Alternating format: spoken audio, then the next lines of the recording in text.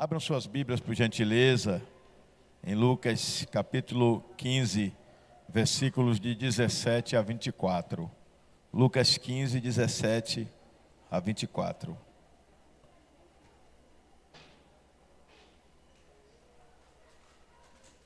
Acharam?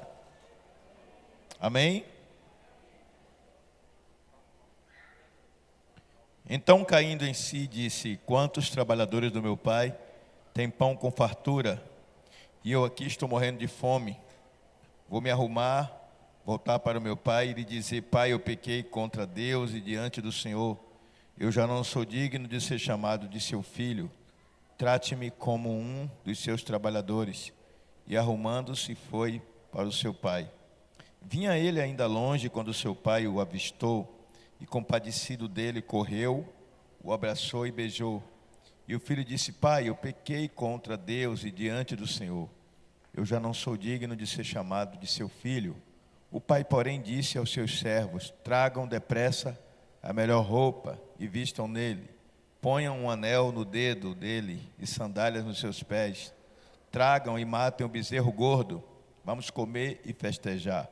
Porque este meu filho estava morto e reviveu, estava perdido e foi achado. E começaram a festejar. Amém? Eu peço desculpa aos irmãos, o que eu vou pedir agora, porque eu estou tossindo um pouco, é uma tosse alérgica, e eu preciso que seja desligado aqui, porque esse vento vai me fazer tossir, e eu vou tentar não demorar.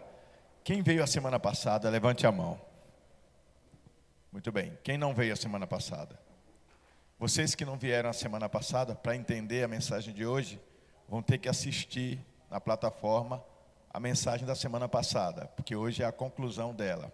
Mas eu vou fazer agora uma pequena síntese. A história do filho pródigo é uma história muito conhecida. Já preguei várias vezes nesse texto. E eu dei uma ênfase na semana passada sobre o aspecto da necessidade de uma reconexão com Deus. Uma reconexão de alma, uma reconexão espiritual. Nós vivemos numa época de coisas muito céleres, muito rápidas. Nós vivemos na época da internet, em que as coisas são instantâneas. A gente quer uma informação, a gente usa a voz ou digita, e imediatamente a gente tem a resposta. A gente tem hoje a inteligência artificial, que está monitorando as nossas escolhas, monitorando nossos gostos, para tentar exercer influência sobre a nossa vida. Do mesmo modo que a inteligência artificial escuta, entre aspas, o que você fala com o seu celular, para poder apresentar produtos para que você possa consumir, a Bíblia diz que o diabo, nosso adversário, anda em derredor, buscando a quem possa tragar. Ele está também analisando as suas preferências, as suas escolhas, as suas tendências, as suas fraquezas, suas fragilidades, para que ele possa atuar justamente nela. E quando nós nos apercebemos de que há em nós algo que nos fragiliza e nos expõe, a atitude de um verdadeiro cristão deve ser a de prostração diante de Deus em humildade e reconhecimento, sem nenhuma máscara, sem fingimento, sem hipocrisia. Dizer a Deus exatamente quem Ele é, como Ele se encontra, como Ele se sente. Se você tem raiva de alguém, inveja, ciúme, rancor, ressentimento, desprezo, seja o que for que você sinta dentro de você, em relação à igreja, em relação a alguém da igreja, em relação à sua família, alguém do mundo, toda e qualquer situação, você tem que se desnudar diante de Deus, para que então, a partir desse ato de desnudar espiritual, de dizer a Deus quem realmente você é, como você se sente, como você pensa, o Espírito Santo possa ter a liberdade para começar a moldar você conforme a imagem e semelhança de Cristo. Quando o homem chega diante de Deus e tira a roupa espiritualmente, ele fica nu. Quando ele fica nu, Deus vê o homem na sua inteireza como ele é, sem roupagens artificiais. E dentro da igreja moderna, da igreja do século 21, nós estamos vendo a moldagem da religiosidade falsa, da religiosidade de aparência. A depender do modelo de igreja que você escolheu fazer parte, se você não vigiar, se eu não vigiar, se nós não vigiarmos, vamos sutilmente usar uma roupa para sermos vistos e aceitos. Naquela igreja em que a pessoa espiritual é a que grita, é a que salta, nós vamos fazer exatamente isso, porque vamos como gado, imitando. Não significa que teve um agir de Deus, mas os outros estão fazendo, então eu tenho que fazer também. Já naquela igreja que todo mundo fala baixinho, ora baixinho, eu vou falar baixinho e orar baixinho, porque eu tenho que me adaptar ao sistema da igreja local, da denominação, do lugar onde eu cultuo. E sem percebermos, nós muitas vezes nos tornamos produto do meio e não produto do agir do Espírito de Deus em nosso meio, em nossa vida. Eu não sei se os irmãos estão conseguindo acompanhar o que eu estou dizendo. É que o espírito de religiosidade é um espírito de conformismo. É um espírito que rouba de nós a coisa mais essencial que nós temos na vida espiritual. O que é, pastor? É a intimidade com Deus. A intimidade com Deus, ela é fruto da busca da presença, dessa presença santa, dessa presença espiritual, que é a presença de Deus. E nessa parábola do filho pródigo, Deus é representado na figura do pai. O pai, em cuja presença o filho sempre usufruiu de tudo do bom e do melhor. Ele tinha a bênção completa e ele tinha a plenitude da presença do pai. Mas as tentações desse mundo, as vaidades, a concupiscência dos olhos, a concupiscência da carne e a soberba da vida, falaram mais alto no coração daquele jovem. E ele desejou experimentar as coisas do mundo.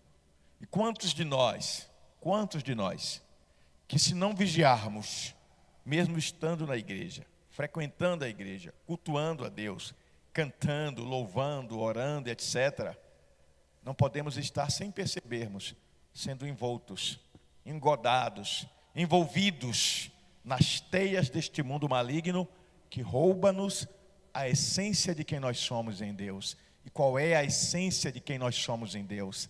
A essência de quem nós somos em Deus é santidade. A Bíblia diz: segui a paz com todos, diz Hebreus, e a santificação, sem a qual ninguém verá o Senhor.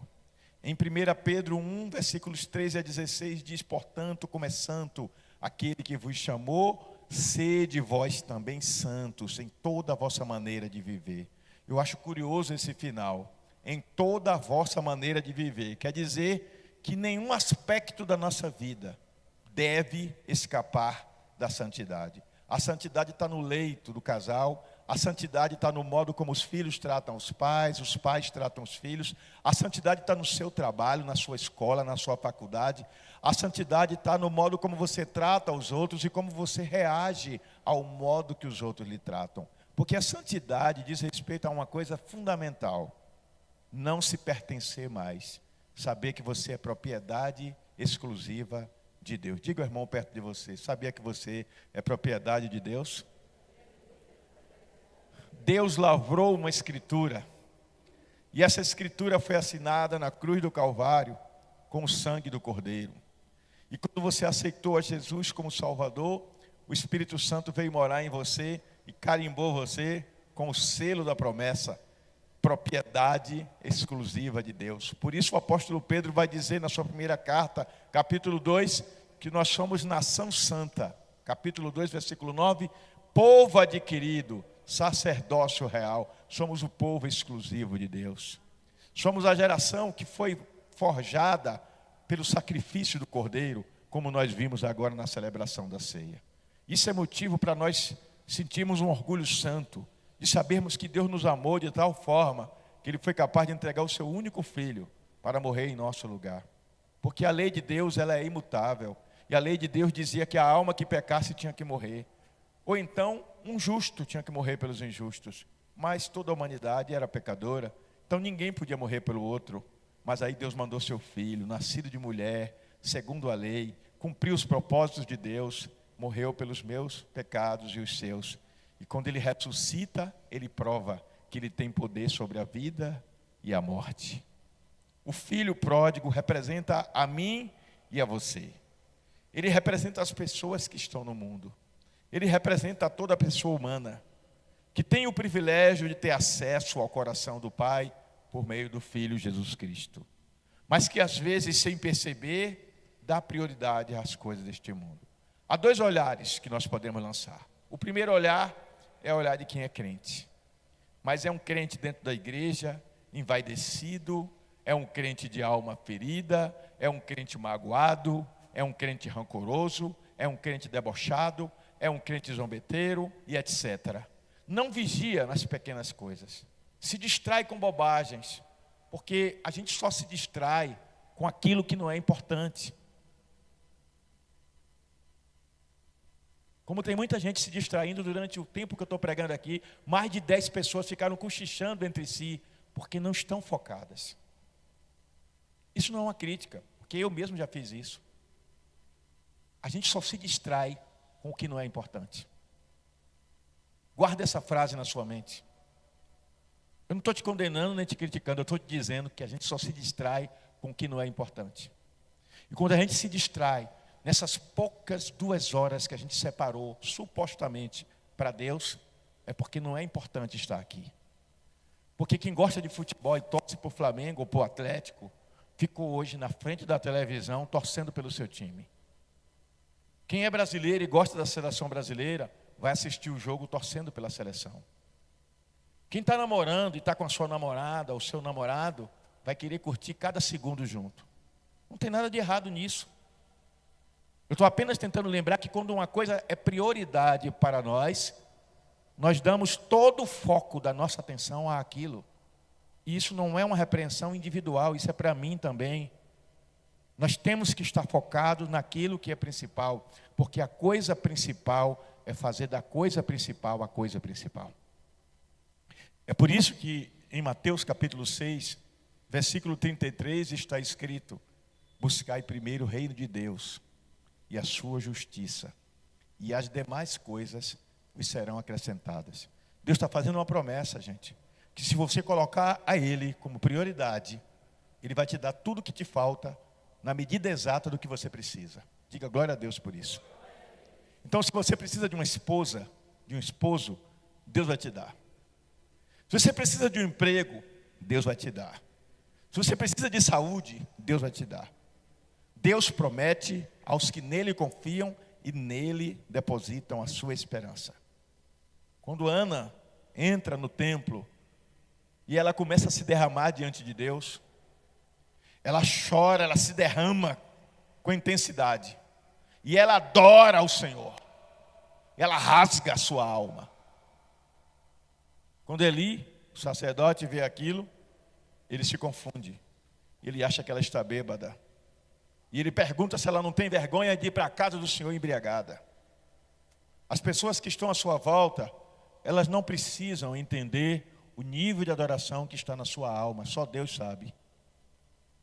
Você não tem que ter vergonha de se derramar diante de Deus. Porque os outros à sua volta não querem se derramar diante de Deus. Isso é assunto deles com Deus. Mas olha a atitude de Eli, que deve servir de lição para mim, que sou pastor, para você que é crente. Quando ela diz: não, meu Senhor, eu não estou bêbada. Eu estou me rasgando diante de Deus. Está no primeiro livro de Samuel. Eu estou me rasgando diante de Deus porque o meu marido tem uma outra mulher. A lei naquele tempo permitia. E ela deu filhos a ele, mas eu clamo ao Senhor todo dia e eu não tenho um filho. E eu fiz uma promessa que se o Senhor me der um filho, eu o entregarei na casa do Senhor para servir ao Senhor. Ela nem tinha, mas o que ela nem tinha, ela já entregou ao Senhor. Que nível de conexão de alma e de espírito. Que Deus nos deu uma conexão assim. Então o sacerdote disse que se cumpra segundo a vontade de Deus, de acordo com tua petição. E aí Deus dá a ela Samuel. Aos 6 anos ela leva Samuel. E a história vocês já conhecem, que Deus falou com Samuel, chamou Samuel.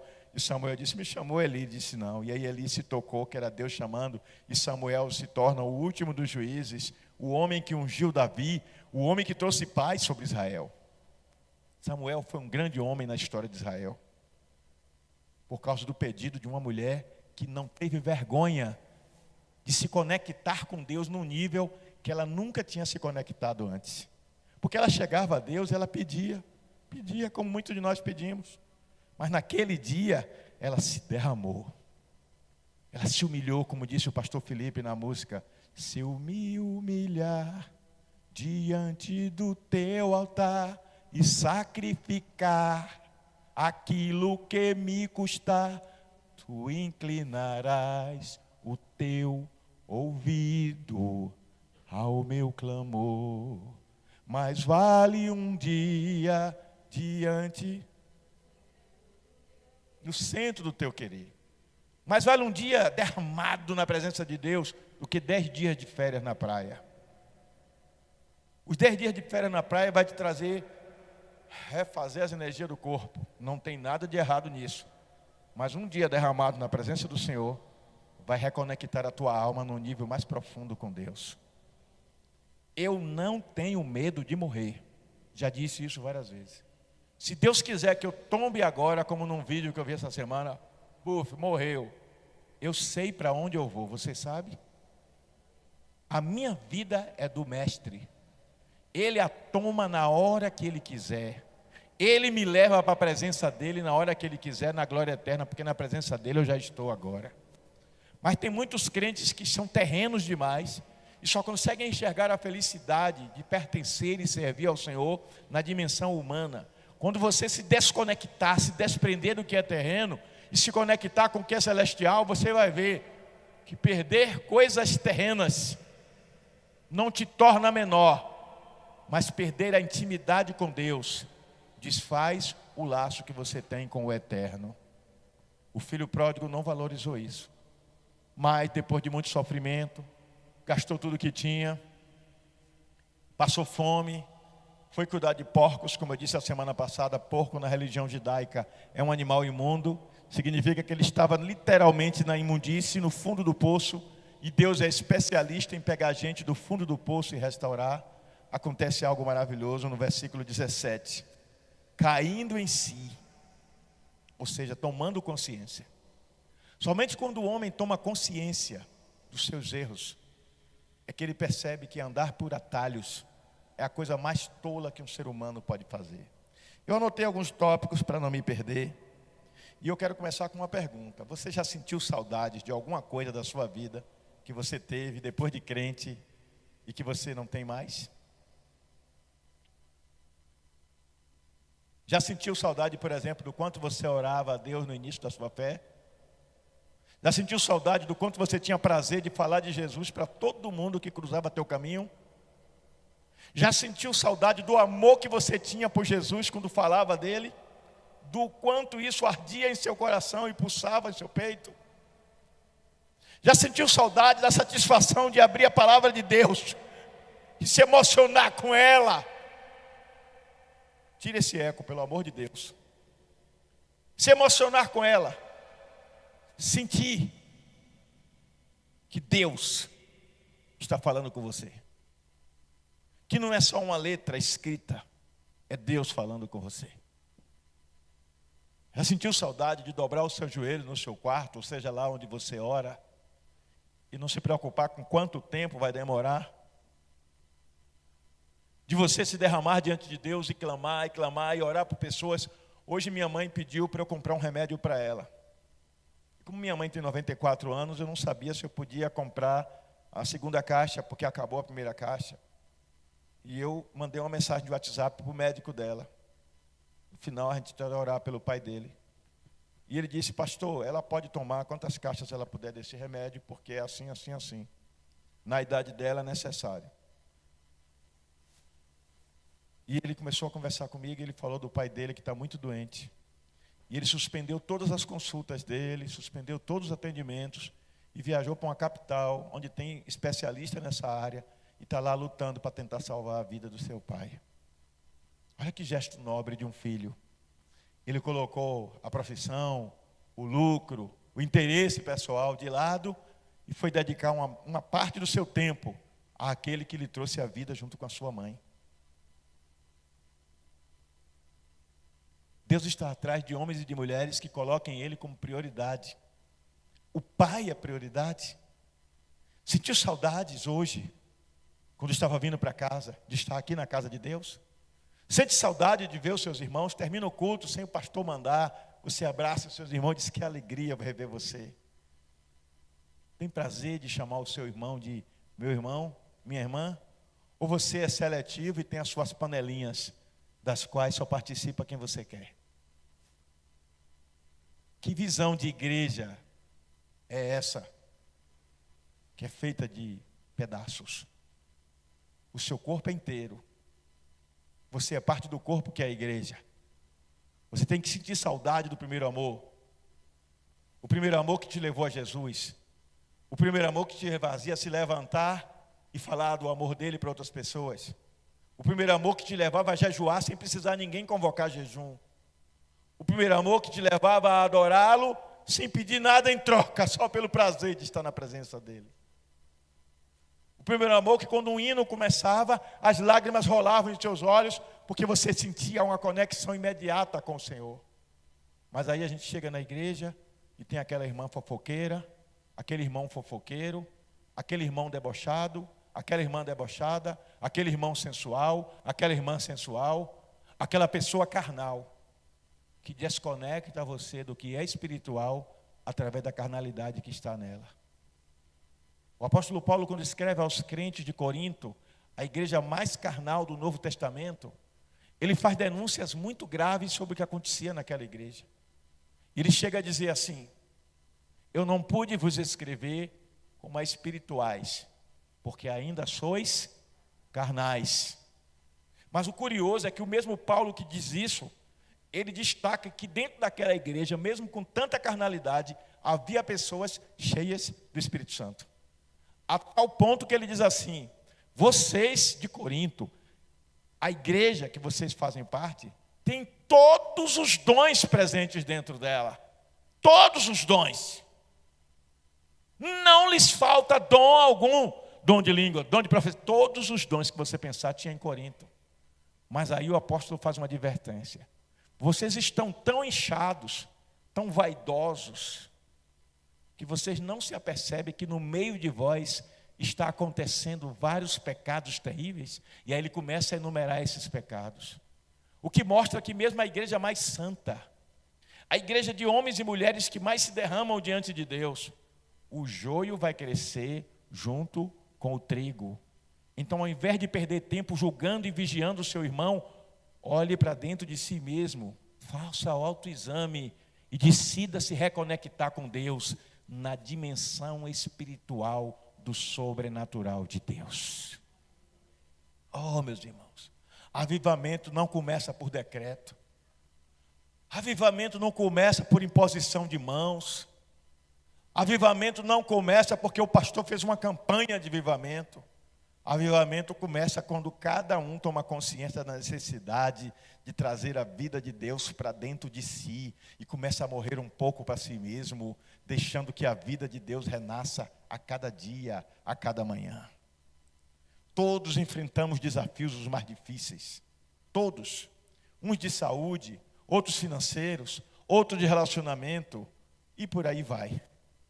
Mas em cada desafio somos chamados a confiar no Senhor e nos conectarmos inteiramente com Ele para que o sobrenatural de Deus se manifeste naquilo que é natural, o nosso dia a dia.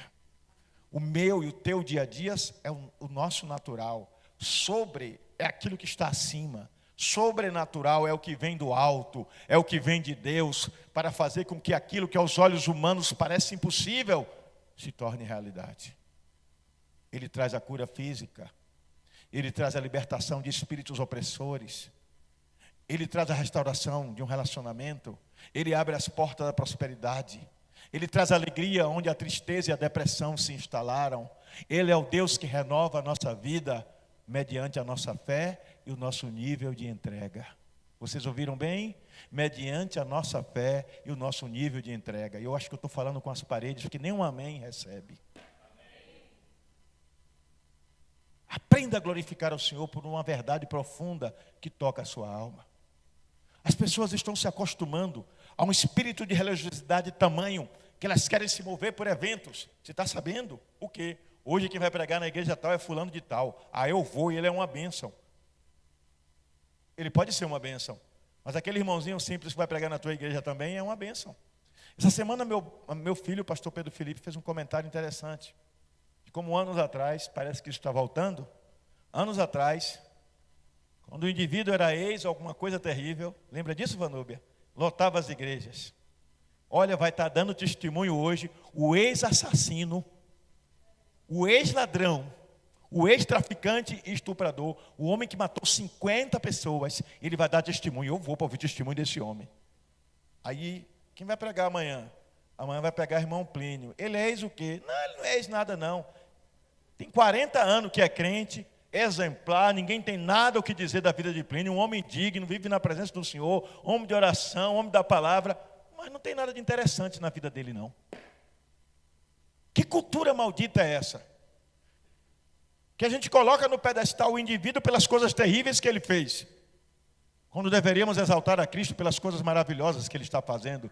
Você que todos os dias da sua vida, desde que aceitou Jesus, tem procurado viver em santidade na presença do Senhor, isso é agradável aos olhos de Deus. Isso é como um cheiro suave nas narinas de Deus. Ele se agrada disso, de você a cada dia buscar a santidade. Porque o profeta Oséias vai dizer: conheçamos e prossigamos em conhecer o Senhor. É um ato que não para, é ato contínuo. Uma consciência de que a cada dia, a cada dia eu preciso crescer. Como diz a palavra, antes cresçamos na graça e no conhecimento. E Paulo, escrevendo aos Efésios no capítulo 4, vai dizer que nós temos que chegar à estatura de varão perfeito. Então, de que você sente saudade? Pergunta ao irmão do seu lado aí, de que você sente saudade? Quem você já foi que você gostaria de ser de novo? Eu lembro quando o pastor Edivaldo não era crente. O pastor Edivaldo bebia muito, era mulherengo, festeiro. Pastor Edivaldo já foi tudo isso. Quem olha hoje nem disse. Minha mãe não gostava de crente. Dizia que todo pastor é ladrão. E gerou 2 sem saber. E eu ajoelhava no meu quarto. Quando eu chegava do trabalho, eu trabalhava no banco. Eu chegava, eu ajoelhava. Todo fim de semana eu ia para casa. Ficava em Amélia Rodrigues, a sede, ia para o interiorzinho, a sede, onde minha mãe morava, no povoado. E eu ajoelhava. Eu abria a Bíblia, lia um salmo, e eu ficava ali um tempão orando. Pela salvação da minha mãe, pela salvação do meu irmão, da minha família, para Deus me dar forças para não cair em tentação. Meus amigos me tentavam de todas as formas. Chegaram a pagar uma mulher para tentar me seduzir. Isso não é motivo para riso, não. Isso é motivo para vergonha. A menina tentou me forçar a ter intimidades sexuais com ela, paga por amigos meus. Me seguraram um dia, eu já contei essa história, e um abriu meus olhos à força de um lado, um abriu do outro, e ficaram folheando revista de mulher nua, para poder dizer que eu estava pecando. O irmão está pecando. Eu fui tentado de muitas formas. Eu casei virgem, porque eu decidi. Mas se eu disser que eu não fui tentado, fui. Você é tentado todos os dias em muitas áreas da sua vida, mas a escolha de se vai cair em tentação ou não é sua. Então lembre-se do primeiro amor, lembre-se de quem você era e comece a se reconectar. Amém? E você que está na igreja, mas está vivendo em pecado, você que está assistindo em casa ou você que está aqui, eu quero colocar algumas coisas para você sobre como você pode se reconectar. Primeiro é que para você se reconectar, é preciso você tomar consciência de que você se perdeu do caminho. Caminho? Sim, do caminho. Quem é o caminho? Jesus é o caminho. Ele disse: eu sou o caminho, Rei Rodos. Rei Rodos significa caminho, via de acesso. O que Jesus está dizendo é que Ele é a única via de acesso ao coração do Pai. Mas Ele não ficou só nisso. Ele disse que além de Ele ser a única via de acesso ao coração do Pai, Ele é a única via de acesso verdadeira. As outras são todas falsas. Eu sou a verdade. A aletheia significa uma verdade absoluta, completa, que não cabe mais nada dentro dela, ela já está perfeita. Jesus é essa verdade perfeita que veio do céu. Mas Ele, além de ser Rei Rodos, que é o caminho, a via de acesso, além de ser a aletheia, que é a verdade, Ele é Zoe. Zoe é vida, vida no padrão de Deus, vida eterna, vida abundante, a vida que Ele quer dar a você. Aí quando você para analisar isso, você vê que muita gente perdeu-se do caminho porque perdeu-se da essência de quem Jesus é em suas vidas. Muitas são as direções que a vida nos propõe, mas a escolha de por onde iremos é um problema somente nosso. Se nós queremos ir pelo caminho do risco e do perigo, vamos pagar o preço disso. Quando eu tinha mais ou menos uns 18 anos, por aí, eu recebi uma proposta para participar de um esquema de corrupção na empresa que eu trabalhava. E eu recusei. E eu estava precisando de dinheiro. Tempos depois, esse esquema de corrupção foi descoberto. E todos foram processados. E eu não fui um deles, porque eu não participei do esquema de corrupção. Quando você está num meio que é cercado de gente corrupta, de gente corrompida, por as coisas distorcidas deste mundo, acredite-me, em algum momento alguém vai desrespeitar você e vai fazer uma proposta indecente a você. Você não pode escapar disso, porque você está no mundo. Porém, Jesus disse uma palavra interessante. Ele disse que nós estamos no mundo, mas nós não somos deste mundo. Você sabia que você é um alienígena? Você não pertence mais à terra. Você pertence ao céu. Você só aguarda o dia em que o poderoso Senhor virá te buscar. E para você habitar neste novo mundo, você vai ganhar um novo corpo, uma nova couraça para habitar dentro dela. E neste lugar maravilhoso, a Bíblia diz que tristeza não entra, amargura não entra, dor não entra, doença não entra. O passado não entra, porque as coisas velhas passaram-se e eis que tudo se fez novo. A Bíblia diz que Ele vai enxugar de nossos olhos toda lágrima, toda dor e toda tristeza. Ele vai nos trazer para um nível espiritual de evolução, como jamais imaginamos. De que a simples presença dEle vai nos bastar e não vamos precisar de mais nada. Então, por que não começar a exercitar isso agora? Quantas vezes você ora por dia? É uma pergunta para você refletir, não é para responder. Quantas vezes você gasta por dia no seu celular? Quanto tempo você gasta por dia no seu celular? Lendo mensagem, respondendo, vendo vídeos, respondendo texto, lendo textos. Quanto tempo você gasta por dia na televisão, vendo um filme, um vídeo, uma reportagem? Quanto tempo você gasta indo para o trabalho, vindo do trabalho, comendo, dormindo, brincando, namorando? Some quanto tempo você faz com cada uma dessas coisas e depois responda essa pergunta. Quanto tempo você gasta com Deus de 24 horas que você tem? Você dá o dízimo do seu tempo? O dia tem 24 horas. Você dá 2 horas e 40 para Deus?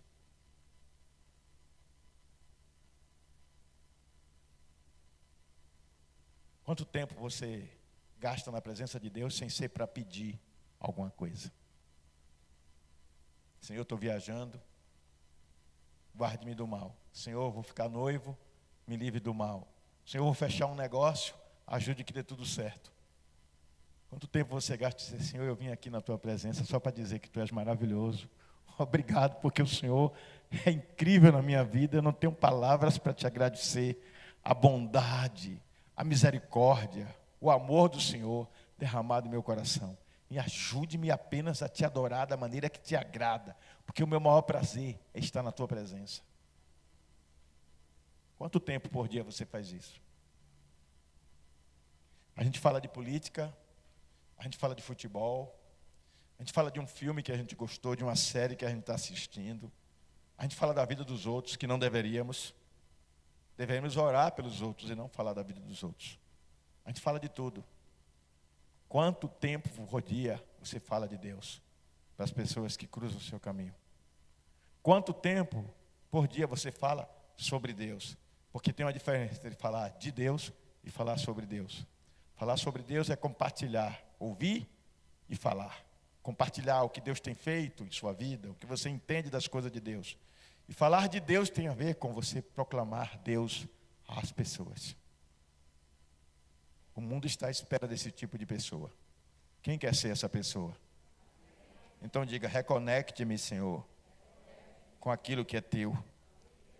No livro de Apocalipse, quando João diz assim, volta ao primeiro amor, ele está falando com a igreja. Ele não está falando com pessoa não crente. Ele está falando com quem já nasceu de novo. Ele está dizendo na prática, volte a se conectar com o Pai. O filho pródigo caiu em si. Então ele tomou consciência do seu pecado e disse, eu vou voltar à casa do meu pai e vou pedir um emprego mais humilde, porque eu quero comer, eu não quero morrer de fome. Ele estava com fome, gente. Vocês já leram essa parábola? Já viram essa passagem? Ele estava com fome, Yara. Ele estava passando fome. Somente quando você se considerar um faminto por Deus, é que você vai recorrer ao coração do Pai, com a mesma fome que esse filho voltou ao coração do seu pai. Nós precisamos ter fome de Deus, gente.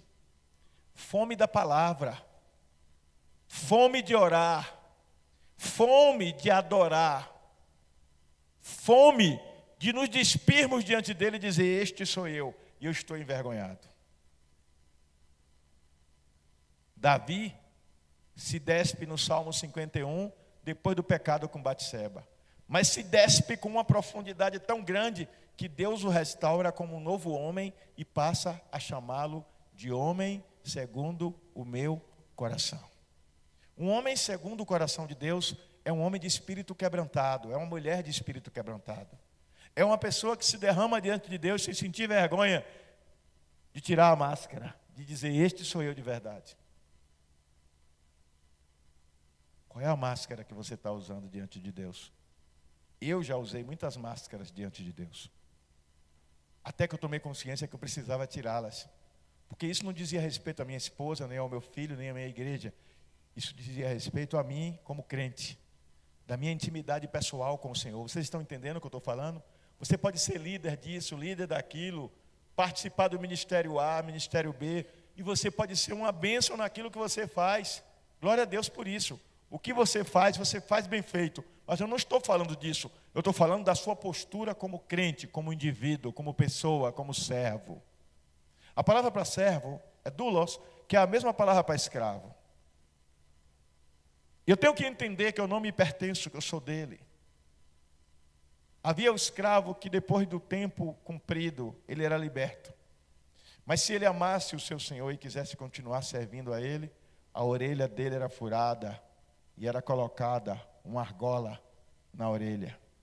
E quando ele passava na rua e as pessoas viam esse homem com a orelha furada, com aquela argola pendurada, todo mundo sabia o que isso significava.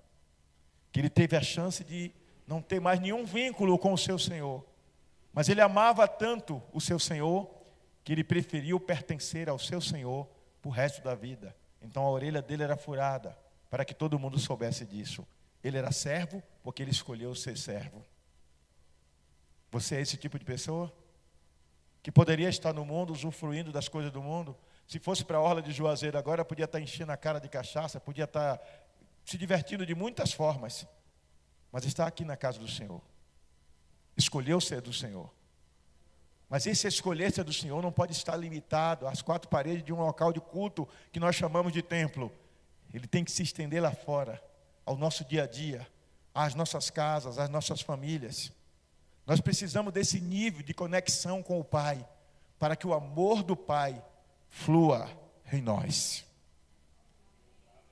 Imagina que você tem um vizinho que tem um terreno ao lado da sua casa. Ele está construindo. Ele ainda não tem ligação de água.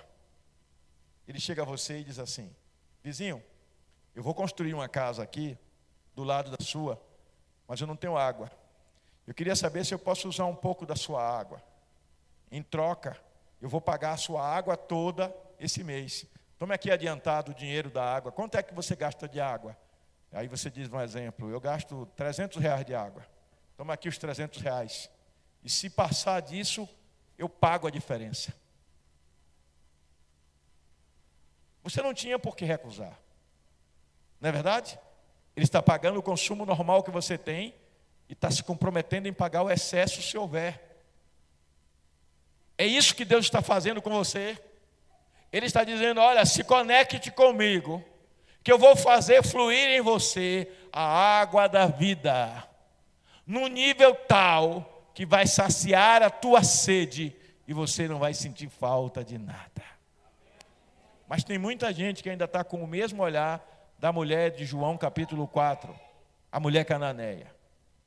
Jesus disse, se tu soubesses quem sou eu, tu me pedirias, eu te daria da água da vida.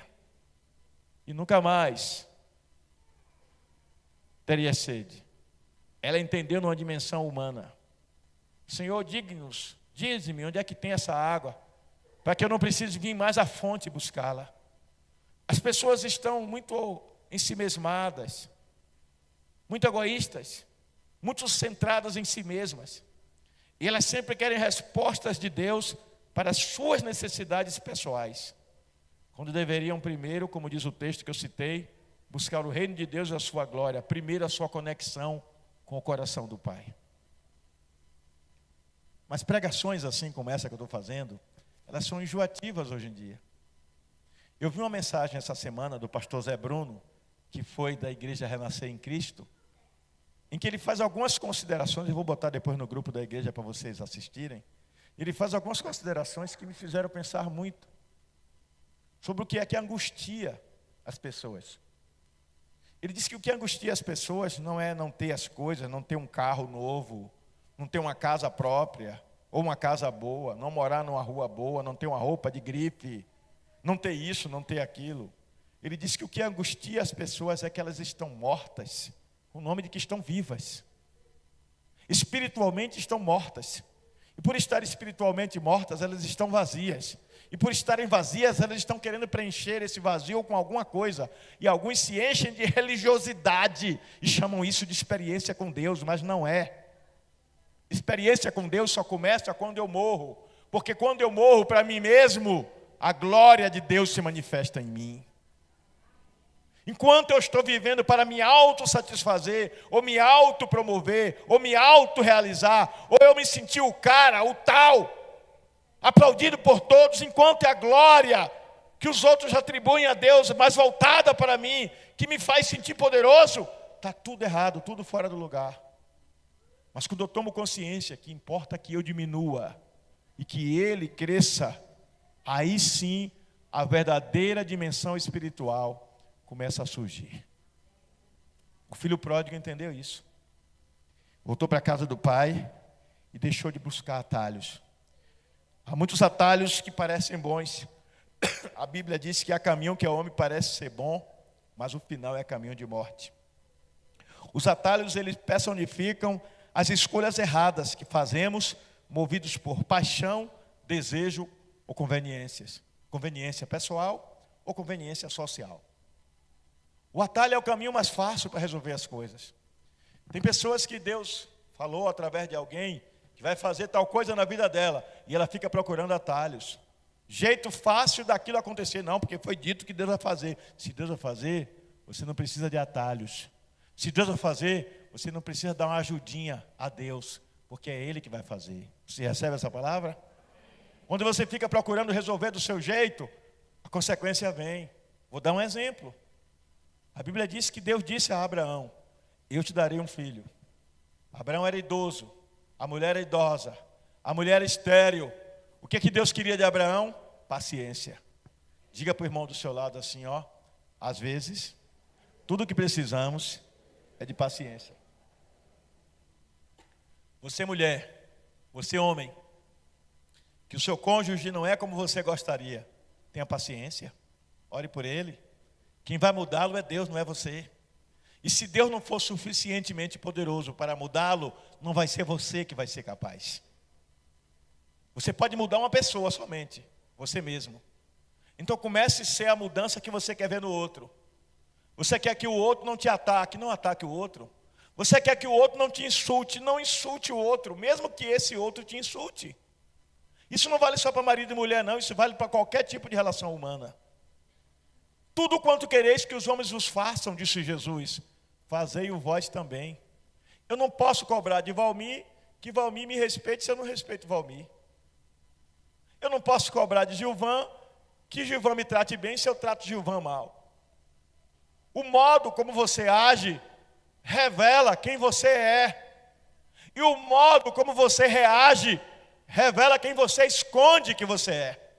Isso é forte, gente. Se fosse eu, até anotava. O modo que você age revela quem você é. Mas o modo que você reage revela quem você esconde que você é. Porque existem dois vocês. Existe um você que você não tem vergonha de mostrar para ninguém que é. E existe um você que você usa 1000 máscaras, 1000 disfarces para que ninguém perceba.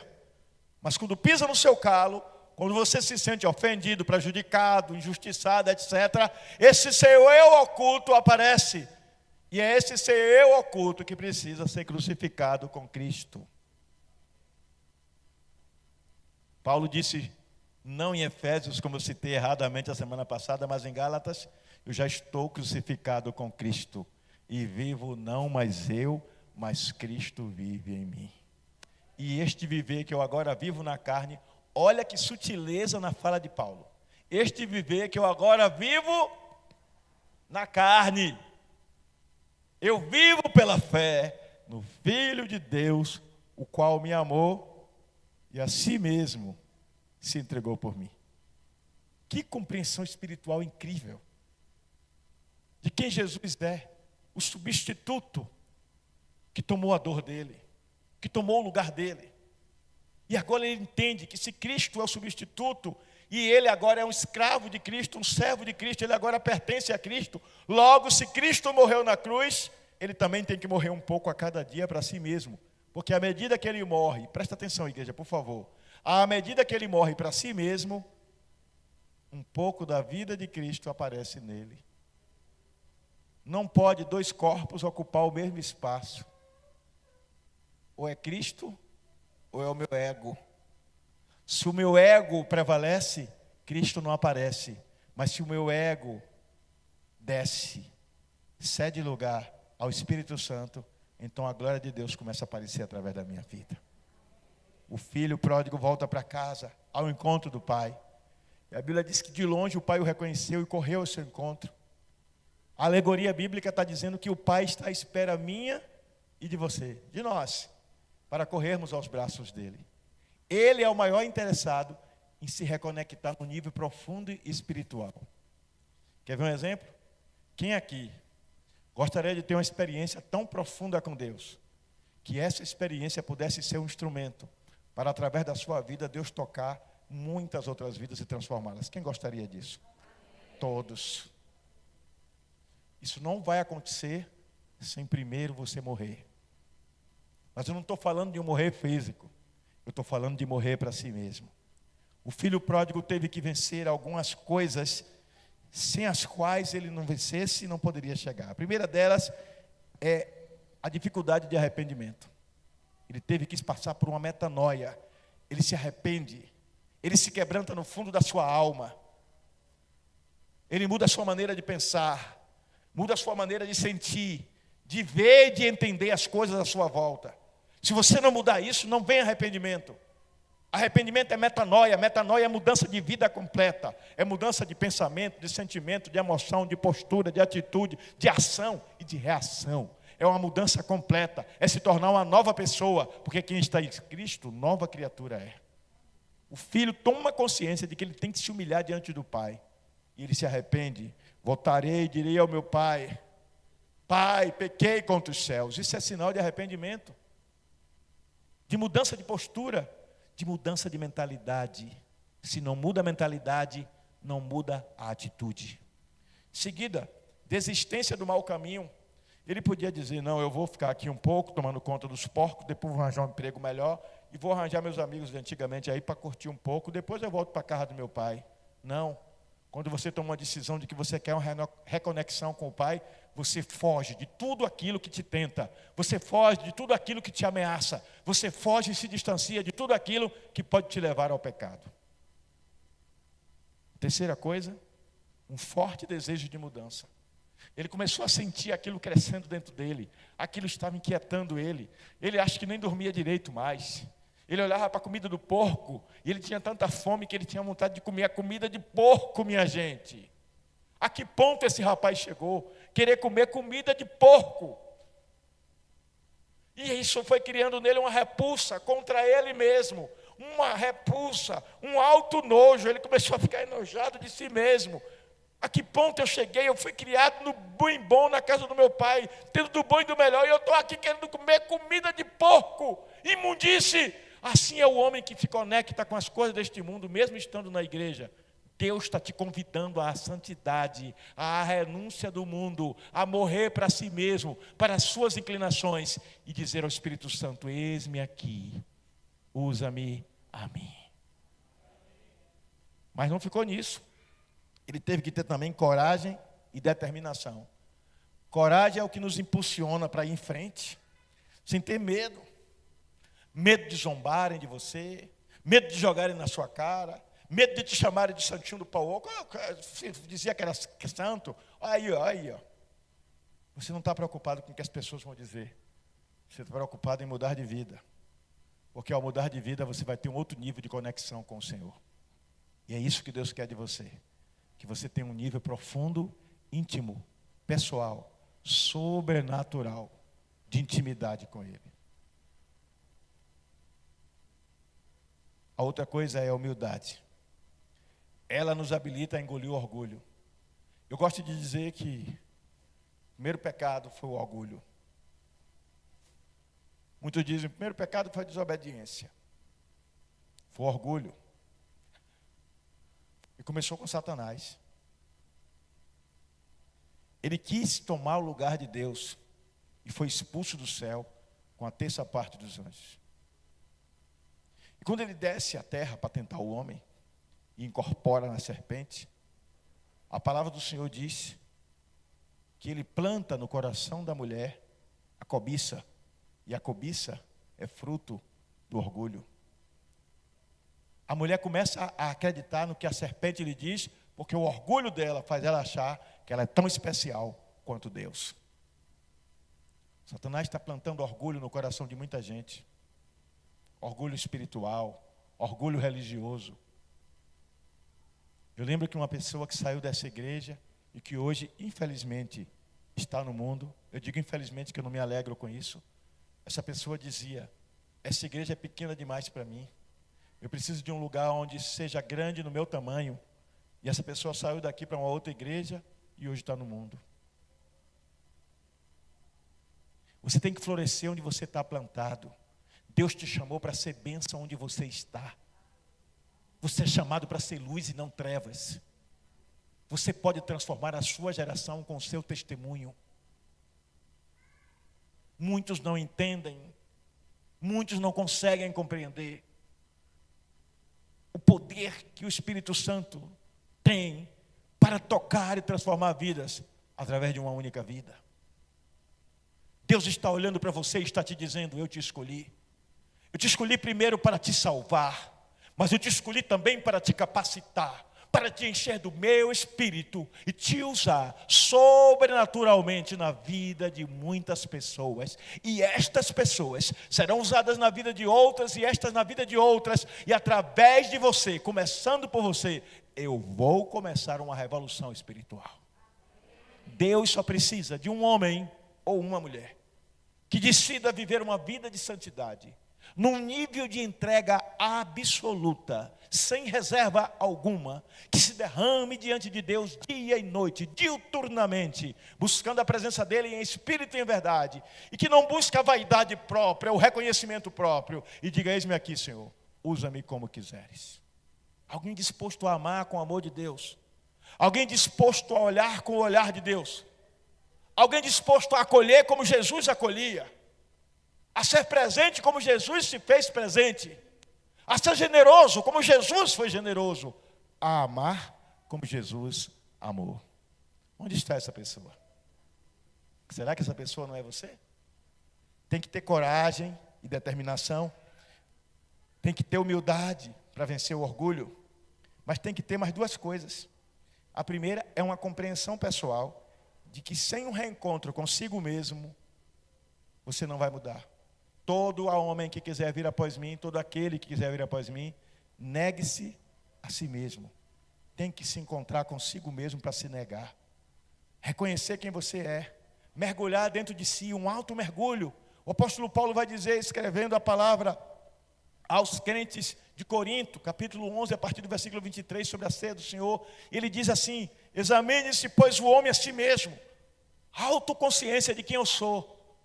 O salmista no Salmo 139, sonda-me, ó Deus, e vê se há em mim algum caminho mau. Você tem que pedir ao Espírito Santo que revele a você quem você é, em que estágio você está. E tem que tomar uma decisão de renunciar, de verdade, a tudo aquilo que te separa da intimidade com Deus. Só uma coisa impede o sobrenatural de Deus de agir na tua vida: é o pecado. E quando você identifica quais são as áreas de pecado que ainda atuam na tua vida ou que te ameaçam, e você decide lutar contra isso, ninguém vai poder com você. Você vai ser uma arma perigosa contra o inferno. Você vai ser uma arma perigosa contra as trevas. Você vai ser um instrumento poderoso de Deus aqui na terra. Porque a área que lhe fragilizava você identificou. Imagina uma pessoa que tem um tumor. E o tumor ainda está no começo. E através de um exame minucioso descobriu esse tumor. E o médico diz: olha, isso é um câncer. Mas graças a Deus foi descoberto a tempo. Ele pode ser removido.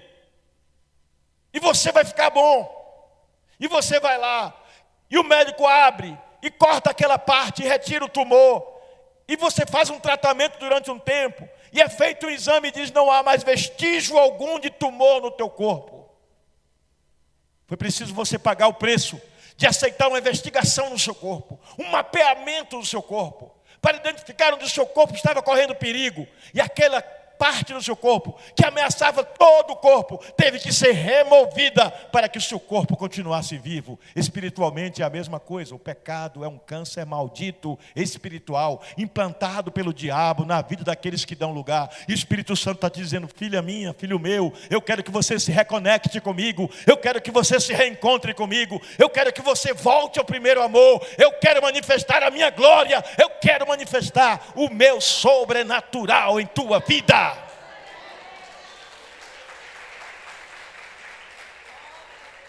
Isso não tem a ver com o pastor, não tem a ver com o irmão A ou o irmão B, tem a ver com você e o Espírito Santo.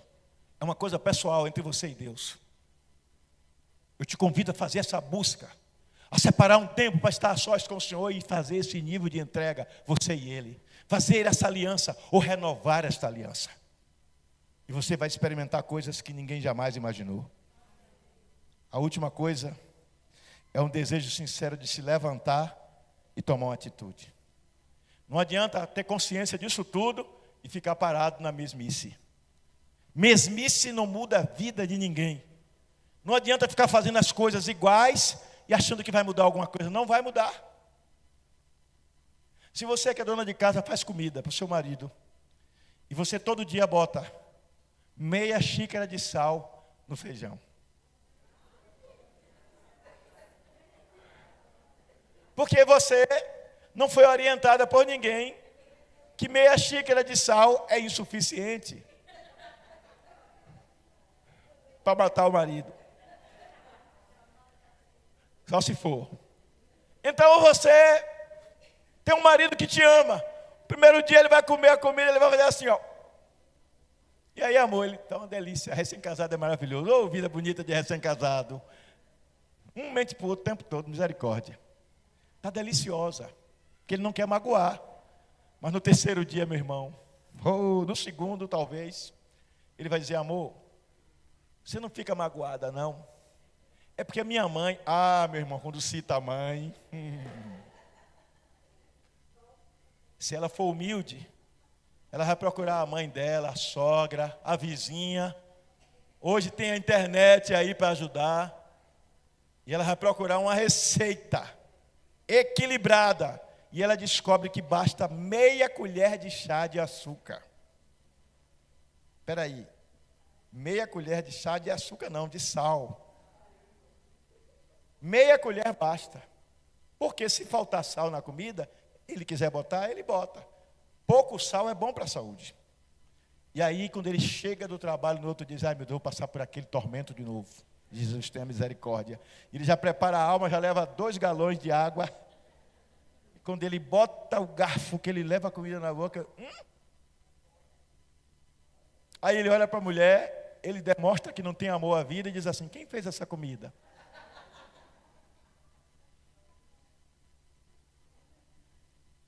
E ela diz: amor, eu quero lhe pedir perdão. Eu vi que você me ama muito. Você se sujeitou a comer essa comida esses dias todos, salgada.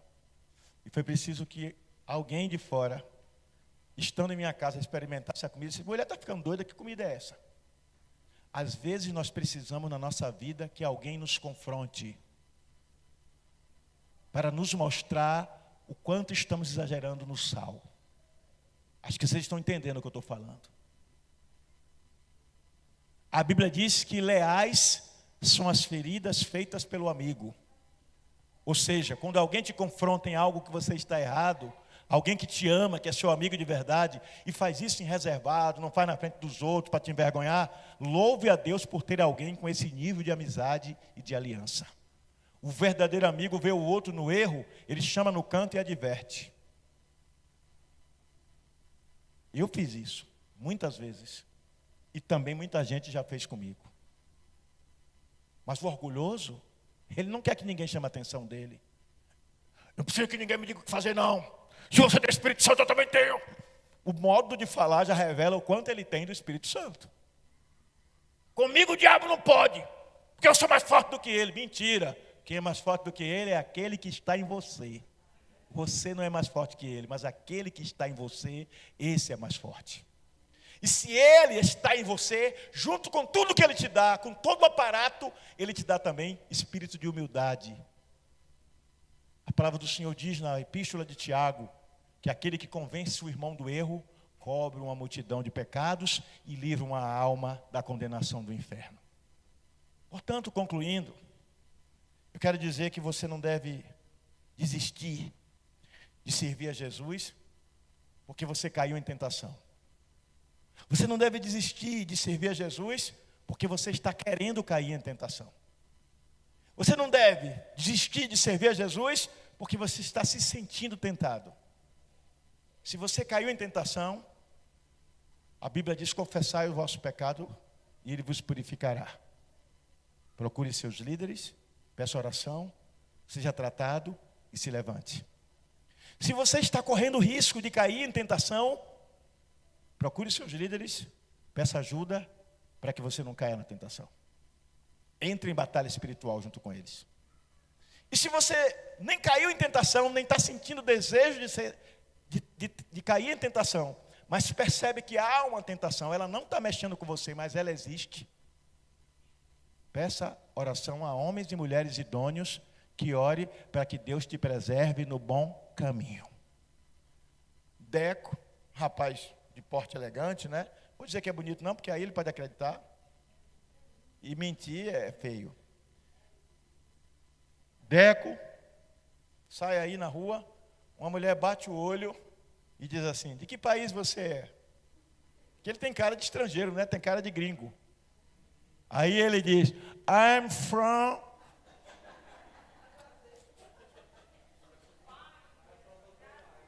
Nisso, Van Núbia vai chegar por trás dele, vai dizer: I'm from... Pô, aqui onde você é from.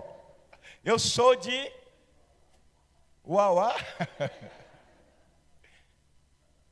Eu estava no... Isso não é para rir não, viu gente? Não é para rir. Eu nem contei se vocês já estão rindo. Eu estava no correio, o cidadão se aproximou de mim, com aqueles gestos de homossexualidade, olhou para mim e disse: nossa, adoro homens com os cabelos assim. Casado ou solteiro? Eu disse: crente em Jesus Cristo, pastor, casado e muito bem casado.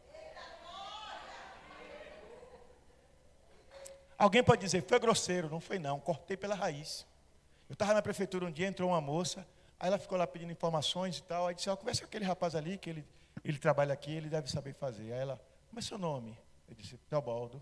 Eu sou o pastor Teobaldo. Ela disse: nossa, que isso é elegante, eu adoro homens com essa cor e com o cabelo assim. Eu disse: minha mulher diz isso todo dia. Você tem que ter postura. Alguém vai propor coisas indecentes, vai propor até coisas comercialmente indecentes e imorais a você. A escolha de se vai aceitar isso ou não é sua. O que faz o homem não é o ambiente em que ele está. O que faz o homem é a postura que ele assume em qualquer ambiente. Você é chamado para ser luz. Seja luz, conectado com o seu Pai. A Bíblia diz que depois que o filho voltou à comunhão com o pai devolveu o anel, colocou sandálias, deu uma festa e anunciou a todos: o meu filho reviveu. Que você reviva, que você renasça, em nome de Jesus. Fique de pé.